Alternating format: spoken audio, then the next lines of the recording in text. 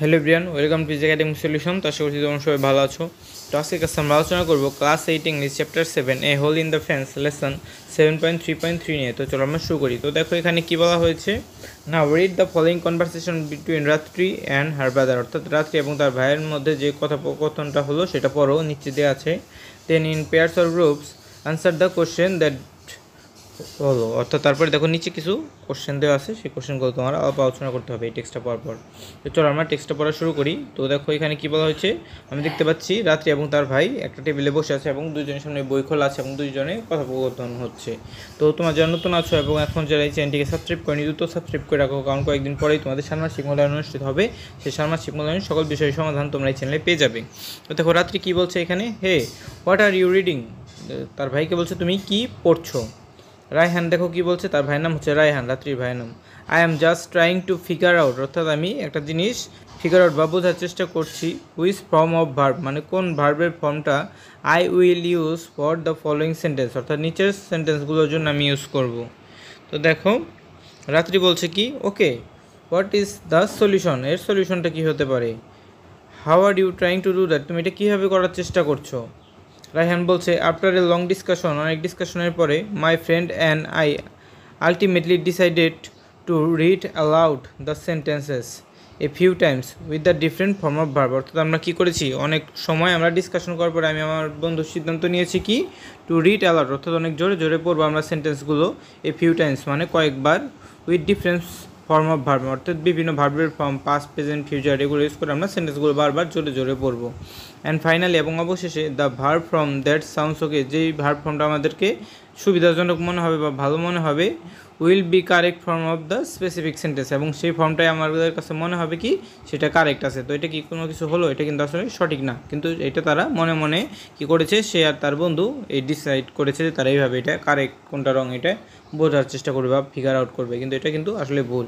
তো রাত্রি দেখো কি বলছে তখন, you are indeed a genius, তুমি হতে পারো একজন বুদ্ধিমান dear brother, but you know, কিন্তু তুমি জানো, this technique doesn't work at all, এই টেকনিকটা কাজে দেবে না।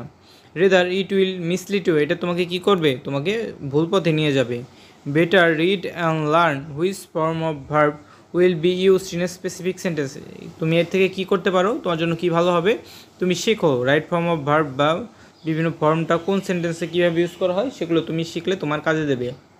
রায়হান দেখো কি বলছে, that's too difficult and time consuming, এটা অনেক কঠিন এবং অনেক সময় সাপেক্ষ। টাইম কনজিউমিং মানে হচ্ছে সময় সাপেক্ষ, আই থিঙ্ক, আমি মনে করি।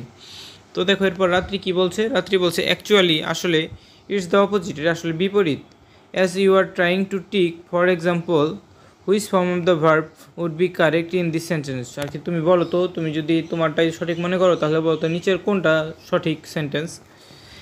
Attending or attend classes is a must to learn better, অর্থাৎ অ্যাটেন্ডিং হবে নাকি অ্যাটেন্ড হবে এই সেন্টেন্সটার আগে, it is attending or attend, অর্থাৎ কোনটা হবে। তো রায়হান কি বলছে, exactly I can decide that, হ্যাঁ আমি এটা ডিসাইড করতে পারছি না। তো দেখো রাত্রি তখন কি বলছে, দ্যাটস ভেরি অবভিয়াস, এটা হওয়া নিশ্চিত, কারণ because you don't have any idea about gerund and principal, কারণ তোমার জেরান্ড এবং প্রিন্সিপাল সম্পর্কে কোনো আইডিয়া নেই। তো দেখো এরপরে রায়হান কি বলছে, I have heard the term but don't know much about them, আমি সেই টার্ম জেরান্ড এবং প্রিন্সিপাল সম্পর্কে শুনেছি, কিন্তু আমি এদের ব্যাপারে খুব বেশি কিছু একটা জানি না। তো দেখো এরপর রাত্রি যে আসে সে কী বলল, look a gerund is a form of a verb with ING in is base form, অর্থাৎ জেরান্ডের সাথে কী হবে, দেখো জেরান্ড হচ্ছে একটা বেস ফর্মের সাথে কী হবে, ভার্বের সাথে আইএনজি যুক্ত থাকবে, ঠিক আছে। It works like a noun in a sentence, অর্থাৎ এটা নাউনের মতো কাজ করে, অর্থাৎ দেখো এখানে যদি কে বা কি এটা যদি প্রশ্ন করা হয় তাহলে সেটা উত্তরটা হবে কি জেরান্ডের যে ওইটা, যেমন স্প্ল্যাশিং ওয়াটার ইজ ফান, তো এখানে যদি প্রশ্ন করো তুমি হোয়াট ইজ ফান, তাহলে কিন্তু তোমার অ্যান্সারটা কী হবে, স্প্ল্যাশিং, তাই না। তো তুমি যদি হোয়াট দ্বারা কোনো কিছুকে কোশ্চেন করে অ্যান্সার পাও সেটা তোমার কী হয়, নাউন হয়, তাই না। হোয়াট দ্বারা যদি কোনো কিছুকে কোশ্চেন করো এই অ্যান্সারটা পেলে হয় নাউন। তো দেখো এখানে আমরা হোয়াট দ্বারা কোশ্চেন করে হোয়াট ইজ ফান আমরা কী পেলাম, স্প্ল্যাশিং, তাহলে স্প্ল্যাশিংটা এখন কী হয়ে গেল আমাদের জেরান্ড। তো দেখো here splashing is a gerund because splashing is a form of verb, অর্থাৎ এটা একটা ভার্বের ফর্ম, উইথ স্প্ল্যাশ উইথ আইএনজি, অর্থাৎ স্প্ল্যাশ হচ্ছে মেন ভার্ব আর আইএনজি হচ্ছে আমরা যুক্ত করেছি, এরপর এটা কী হয়েছে আমাদের জেরান্ডে রূপান্তরিত হয়েছে। তো দেখো এরপরে কী বলা হয়েছে, and it works acts like noun in a sentence, এবং এটা কী করছে দেখো নাউনের মতো কাজ করছে, অর্থাৎ আমরা হোয়াট দ্বারা কোশ্চেন করলে আমরা অ্যান্সারটা পেয়ে যাচ্ছি। তো রায়হান দেখো এরপর কি বলছে, ওকে ঠিক আছে, দ্যাট সিমস ইজি, এটা ইজি মনে হচ্ছে। Now to identify gerund in a sentence, তো চলো এখন আমরা কী করি, জেরান্ড আইডেন্টিফাই করবো। বাট হোয়াট অ্যাবাউট প্রিন্সিপাল, কিন্তু প্রিন্সিপাল সম্পর্কে কীভাবে জানতে পারবো। তো রাত্রি দেখো কি বলছে, well a participle is also a form of verb, এটাও পার্টিসিপলটা একটা ভার্বেরই ফর্ম। Sometimes it ends with ING, সময় সময় এটার শেষেও কী থাকে, আইএনজি যুক্ত থাকে, and it's call present participle. তো যখন এটার সাথে তোমার পার্টিসিপলের সাথে আইএনজি যুক্ত থাকে তখন আমরা সেটাকে কী বলবো, প্রেজেন্ট পার্টিসিপল। আর যখন ইডি যুক্ত থাকবে বা ডি বা টি থাকবে লাস্টে বা ইএন থাকবে লাস্টে বা এন, এটাকে আমরা কী বলবো, পাস্ট পার্টিসিপল। ঠিক আছে, let's talk about the present participle. তো চলো আমরা কী করি, প্রেজেন্ট পার্টিসিপল নিয়ে আগে আলোচনা করি। তো রাত্রি দেখো কি বলছে, এই present participle acts like a continuous verb form, অর্থাৎ এই প্রেজেন্ট পার্টিসিপল হচ্ছে কন্টিনিউয়াস ভার্ব ফর্মের মতো কাজ করে, অর্থাৎ আমরা যেটা প্রেজেন্ট কন্টিনিউয়াস টেন্স ইউজ করি। Or an adjective in a sentence, অথবা একটা সেন্টেন্সে অ্যাডজেক্টিভের মতো মানে দোষ গুণ প্রকাশ করে থাকে। অ্যান্ড ইউ নো, তুমি জানো, an adjective describes or modifies a noun or pronoun, এবং অ্যাডজেক্টিভের কাজ হচ্ছে কি একটা নাউনের দোষ গুণ এগুলো প্রকাশ করা। ফর এক্সাম্পল, উদাহরণস্বরূপ, I need a writing table, আমার কি দরকার, একটা রাইটিং টেবিল মানে লেখার জন্য একটা টেবিল দরকার। Here the verb write ends with ING, অর্থাৎ এখানে রাইটের সাথে দেখো আমরা আইএনজি যুক্ত করেছি। And words as an adjective, এবং এটা অ্যাডজেক্টিভের মতো কাজ করে কীভাবে, কারণ it describes the type of table, অর্থাৎ এই রাইটিংটা টেবিলকে ডিসক্রাইব করে, অর্থাৎ আমাদের টেবিলটা হচ্ছে কি আমাদের নাউন, টেবিলটা এই সেন্টেন্স হচ্ছে কি নাউন, এই নাউনটাকে ডিসক্রাইব করছে কে, এই রাইটিংটা। অর্থাৎ আমাদের কেমন টেবিল দরকার, অর্থাৎ আমরা নাউনকে কেমন দ্বারা কোশ্চেন করলে যদি যেটা উত্তর পাবো সেটা হবে কি আমাদের অ্যাডজেক্টিভ।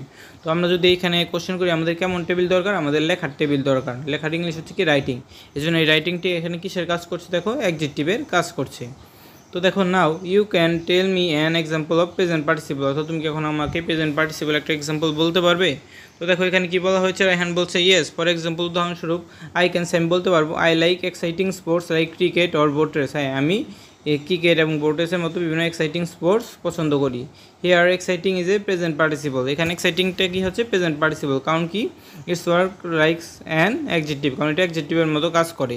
কারণ স্পোর্টস, আমরা যদি এখানে স্পোর্টসটা হচ্ছে কি আমার নাউন, তাই না, স্পোর্টসটা হচ্ছে কি noun. It describes the nature of sport, অর্থাৎ স্পোর্টটা কোন প্রকৃতির সেটাকে আমরা বলতে পারি কি এক্সাইটিং, অর্থাৎ এটা স্পোর্টস নাউনকে মডিফাই করছে এক্সাইটিংটা, এই জন্য আমরা এক্সাইটিংকে কী বলবো, আমরা প্রেজেন্ট পার্টিসিপল বলতে পারি। তো রাত্রি দেখো কি বলছে, great, so let's talk about past participle. তো চলো এখন আমরা পাস্ট পার্টিসিপল নিয়ে কথা বলি। I have already told you, আমি তোমাকে ইতিমধ্যে বলেছি, that it's also a form of verb, এটা একটা ভার্বের ফর্ম, that ends with ED D T N N, এবং এগুলো দ্বারা শেষ হয়। It also acts like an adjective in a sentence, অর্থাৎ আমরা জানলাম কি প্রেজেন্ট পার্টিসিপলও আমার অ্যাডজেক্টিভের মতো কাজ করবে এবং পাস্ট পার্টিসিপল কী করবে, আমাদের অ্যাডজেক্টিভের মতো কাজ করবে। ফর এক্সাম্পল উদাহরণস্বরূপ, ইউ ক্যান সে, তুমি বলতে পারো, ডোন্ট ড্রিঙ্ক পলিউটেড ওয়াটার, তুমি পলিউটেড ওয়াটার বা বিষাক্ত পানি বা দূষিত পানি পান করো না। Here polluted is an example of past participle, কারণ এখানে আমাদের মেন ভার্বটা হচ্ছে কি পলিউট, এখানের সাথে আমরা কি যুক্ত করেছি, ডি যুক্ত করেছি, এটা আমাদের পাস্ট পার্টিসিপল হয়ে গেল।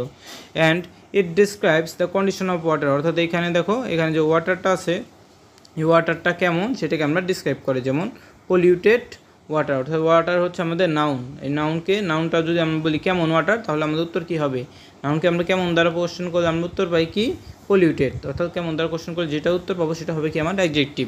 তো এখানে আমাদের পলিউটেডটা হচ্ছে অ্যাডজেক্টিভ। তো polluted are two different form of verbs adjective in a sentence, so they are called participle, এই জন্য এটাকে আমরা পার্টিসিপল বলতে পারি। তো এখন এখানের পর কি বলছে, I got my answer but what about the next one, তো আমি আমার অ্যান্সার পেয়ে গেছি, তো পরবর্তীগুলো কী হবে। তো দেখো রাত্রি কী বলছে, to get the correct form of the verb in this sentence, অর্থাৎ এই সেন্টেন্সে কারেক্ট ফর্ম অফ ভার্ব খোঁজার জন্য you have to know the infinitive and its use, তোমার ইনফিনিটিভ সম্পর্কে জানতে হবে এবং এটার ব্যবহার সম্পর্কেও জানতে হবে। And infinitive is the best form of a verb, অর্থাৎ ইনফিনিটিভ হচ্ছে একটা ভার্বের best form. And it has different function, এবং এর বিভিন্ন কাজ আছে। Besides we put right to before the best form of the most infinitive, এবং ইনফিনিটিভের আমরা কী করি, টু যুক্ত করি, যেমন টু হিয়ার, তারপরে টু হেল্প, অর্থাৎ এগুলো হচ্ছে ইনফিনিটিভ।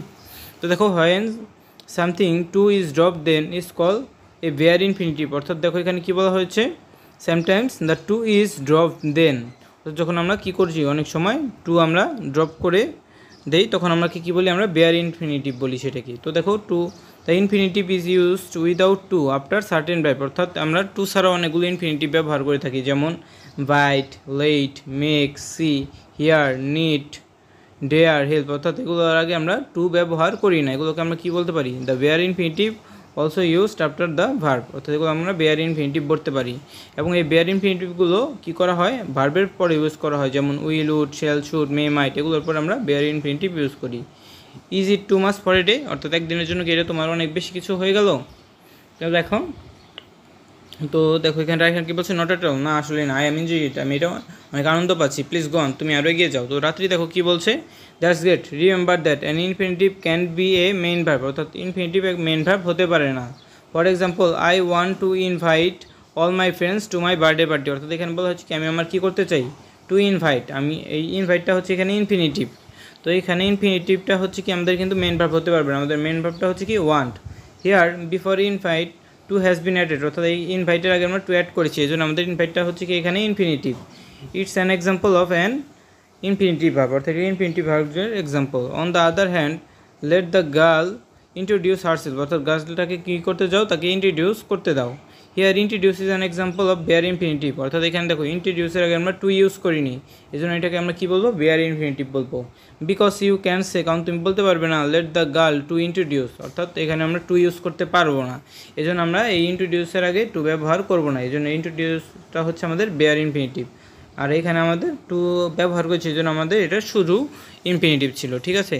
তো দেখো, if you use to before introduce, তুমি যদি এই ইন্ট্রোডিউসের আগে টু ব্যবহার করো, it won't be a correct sentence, এটা কারেক্ট সেন্টেন্স হবে না। So this sentence introduce is a bare infinitive, এই জন্য এই সেন্টেন্সটাই আমাদের এই ইন্ট্রোডিউসটা হচ্ছে বেয়ার ইনফিনিটিভ, কারণ এর আগে আমরা টু বসাইনি। Have you got this idea, তুমি কি এটা বুঝতে পেরেছো? তো রাইহান দেখো কী বলছে? ফেয়ার এনাফ, অনেকটাই বুঝতে পেরেছি। Now I feel much more confident in choosing the correct form of verb, এখন আমি correct form of verb choose করার ক্ষেত্রে অনেকটাই কনফিডেন্স পাচ্ছি বা আত্মবিশ্বাস পাচ্ছি। That is gerund participle and infinitive in different sentence, অর্থাৎ কীভাবে আমি জেরান পার্টিসিপল এবং ইনফিনিটিভ ইউজ করবো।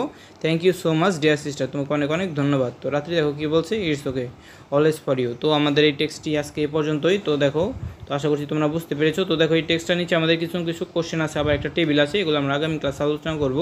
তো এই ভিডিওটি ভালো লেগে থাকলে অবশ্যই ভিডিওতে লাইক এবং চ্যানেলটিকে সাবস্ক্রাইব করতে ভুলবে না। তোমরা অনেকে ভিডিও দেখো কিন্তু সাবস্ক্রাইব করো না, তাই এখনই যারা সাবস্ক্রাইব করনি দ্রুত সাবস্ক্রাইব করে ফেলো। ধন্যবাদ সবাইকে।